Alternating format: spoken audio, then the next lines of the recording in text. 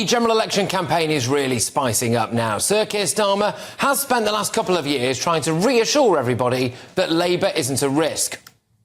I've changed my party. We've changed our party. I've changed this party. This is a changed Labour Party. We were a changed party. And then yesterday, he let this slip. Yes, I would describe myself as a socialist. I'd describe myself as a progressive. I'd describe myself as somebody who always puts the country first and party second. Well, there appeared to be an immediate attempt to row back on the first bit of what he said there, describing himself as a socialist. Shadow Chancellor Rachel Reeves said this.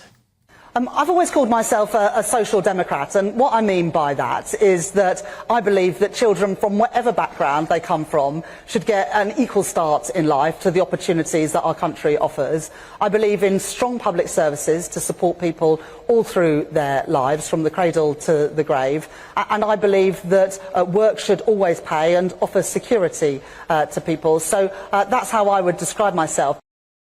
But if Sir Keir Starmer is to be believed, i.e. he is a socialist, and if he was elected, Britain would presumably become a socialist country, then the big question has to be this. Does Britain really want socialism? Do we want to be a socialist country?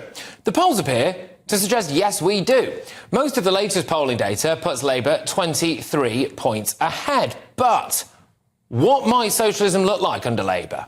Well, Labour has just been endorsed by 121 business bosses, which is a massive boost for them. If businesses don't fear Socialist Starmer, then that's good for Labour. I will just caveat that slightly by saying that they've had to retract some of those in the last couple of hours, but still, the majority of that still stands. But there is a fear that Sir Keir Starmer would be in the pocket of the unions. One of Labour's biggest union donors, Unite, said Labour's plans for workers' rights had more holes than a Swiss cheese. What does that mean going forward? What would strike action look like? There is the other potential concern that modern British socialism means being aggressively pro-Palestine. The Socialist Workers' Party is all over these Palestine marches. Keir Starmer has said that he wants to recognise Palestine as a state, and there's this clip of Deputy Leader Angela Rayner appearing to grovel to a room full of pro-Palestine men. I know that people are angry about what's happening in the Middle East, and I said live on TV, and I say to this day, if me resigning as an MP now would bring a ceasefire, I would do it. I would do it. This comes alongside arguably Labour's most socialist policy, the VAT hike on private schools.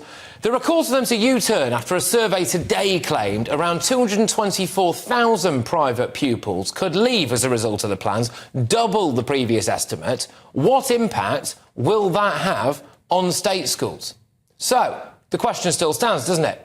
Does Britain want to be a socialist country?